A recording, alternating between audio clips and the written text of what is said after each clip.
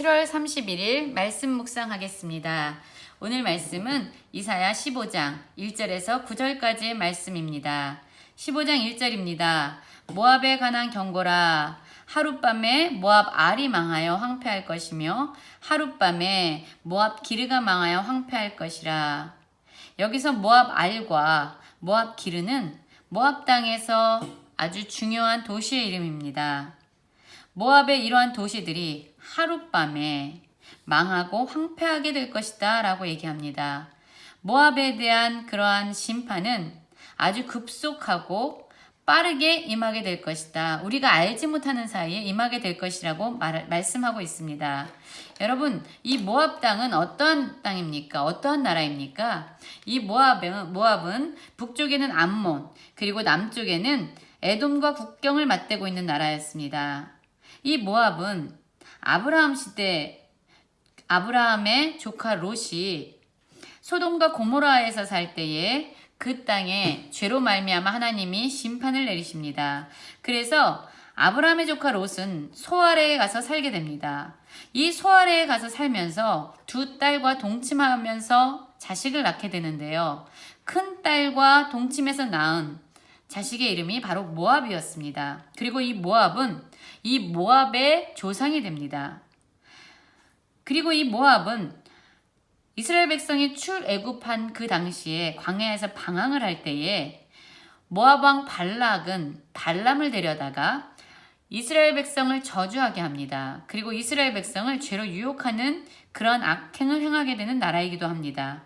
또한 사사기 때 보면은 모압 왕 에글론은 이스라엘 백성을 18년 동안 정복하고 지배하고 괴롭힙니다. 그때 사사 에훗이 나타나서 이스라엘 백성을 구원하기도 합니다.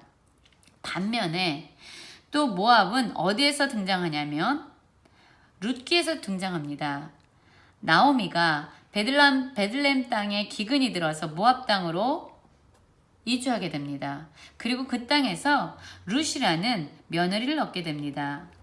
모든 것을 잃어버리고 룻과 함께 나오미는 베들레헴에 돌아오게 되죠.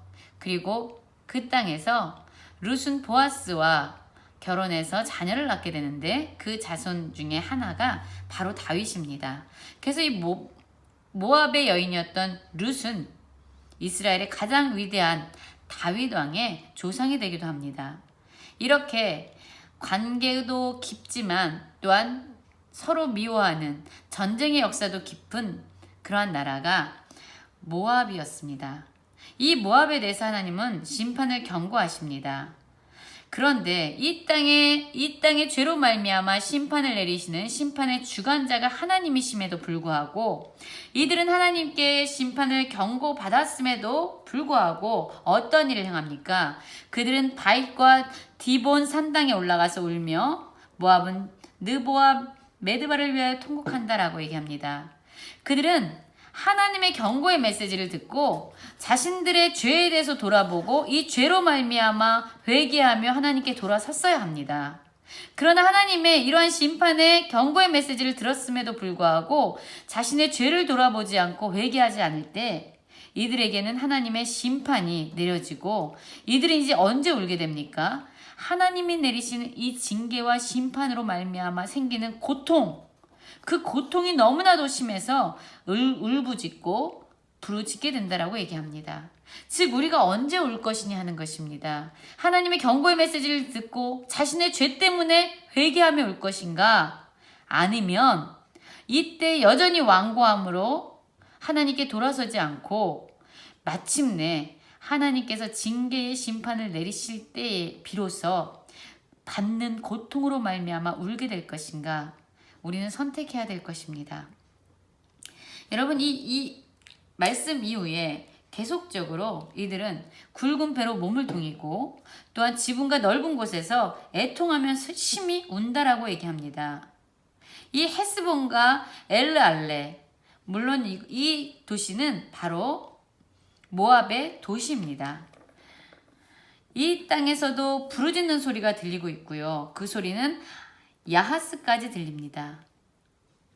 그러므로 모압의 군사들이 크게 부르짖으며 그들의 혼이 속에서 떠는도다. 모압의 군사들까지도 두려움에 압도당해서 떠는 일들이 일어나고 있습니다.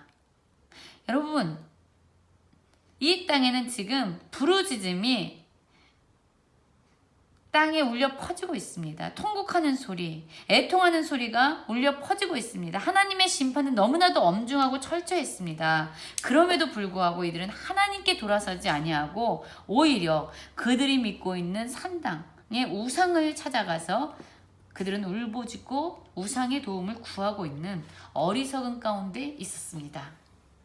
그런데 여러분 15장 5절을 보면 내 마음이 모압을 위하여 부르짖는도다 이렇게 말하고 있습니다.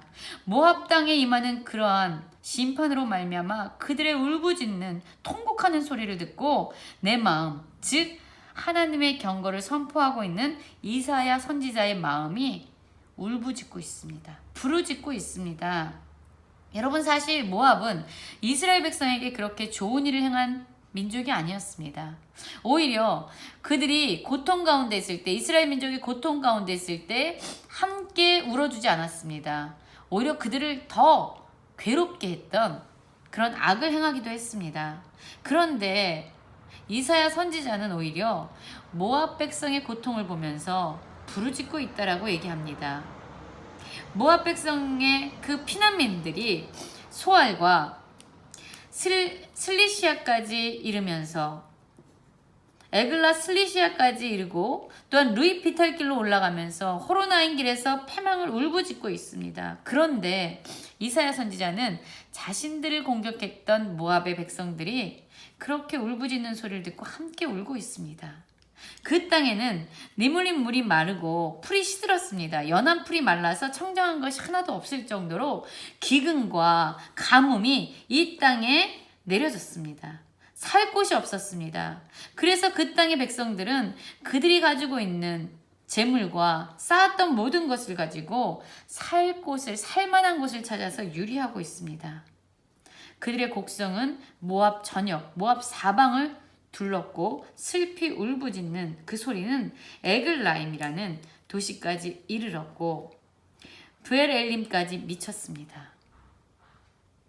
여러분 우리는 원수들, 우리를 괴롭히는 사람들이 슬픔에 처하게 되면 오히려 그것을 좋아하고 기뻐합니다.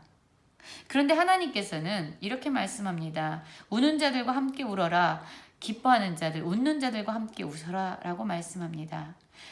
우리의 원수일지라도 우리를 괴롭힌 사람일지라도 그들이 아픔을 당할 때에 그들이 고통 가운데 있을 때 함께 울어주는 그러한 자들이 하나님의 백성이다. 하나님의 백성이 마땅히 취해야 할 모습이다 라고 말씀하고 있습니다.